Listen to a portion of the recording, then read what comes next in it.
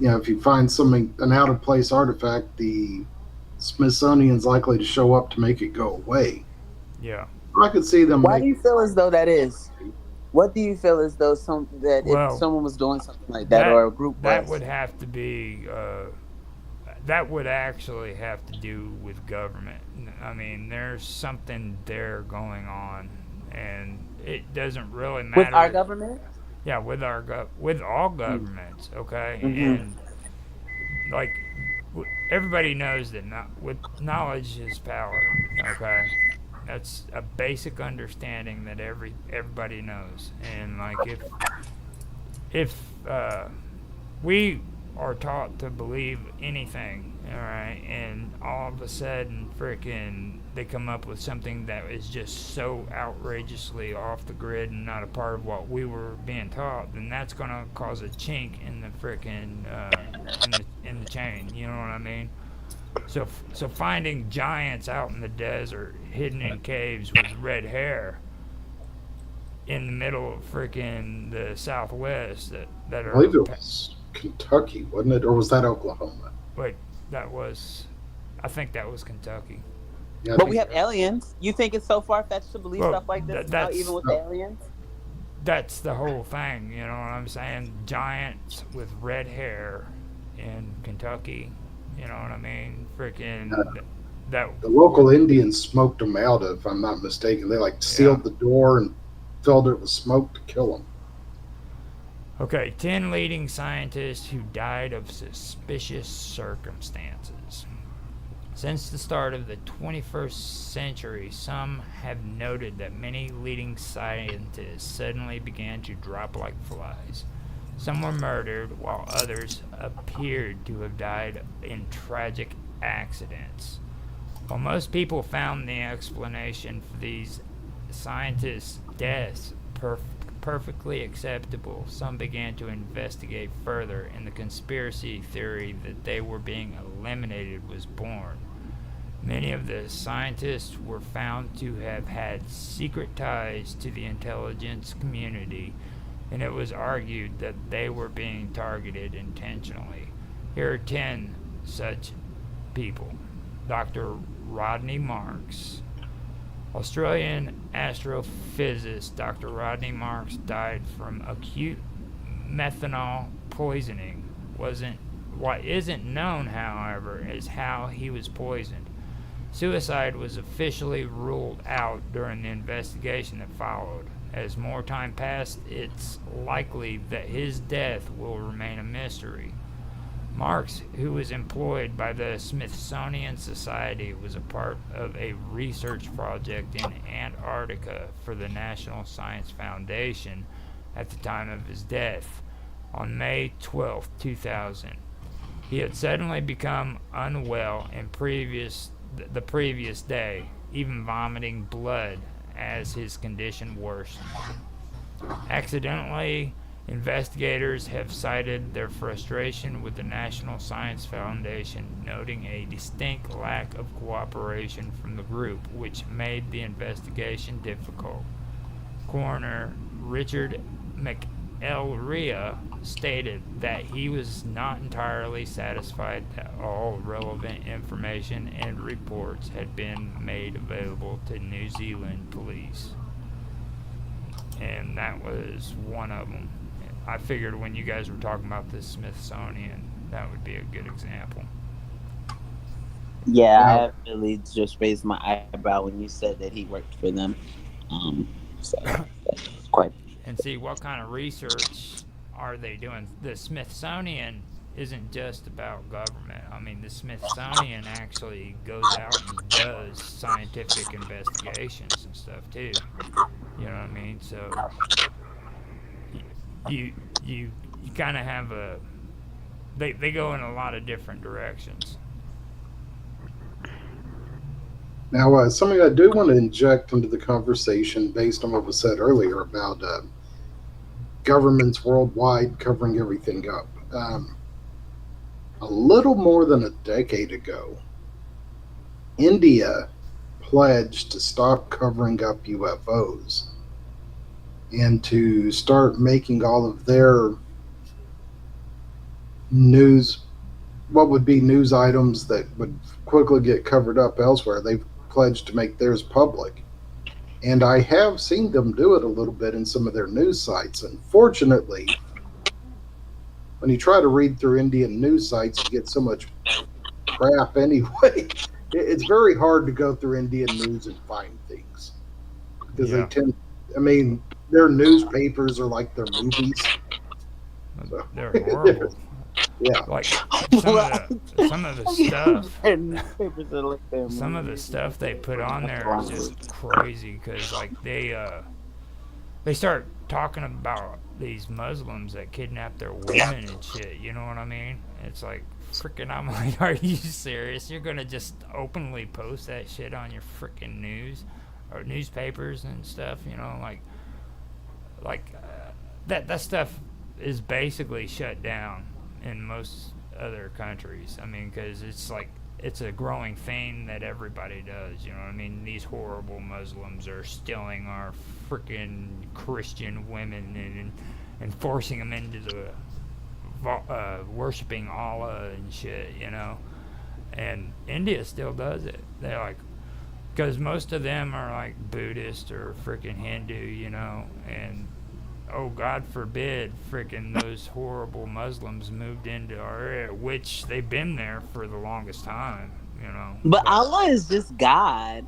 Allah is God. Allah is just another way of saying God. See, that's what I mean by religions separate. Because, and then there's talking about. They've been in India since freaking, well, let me stop and think. Since the Asian invasion. Or, since freaking, or no, since the Arab invasion. I mean, Yeah, I was about to say, just talking they went from freaking Saudi Arabia straight up through Iran. They made it all the way to freaking the halfway mark into India, and they couldn't go any further.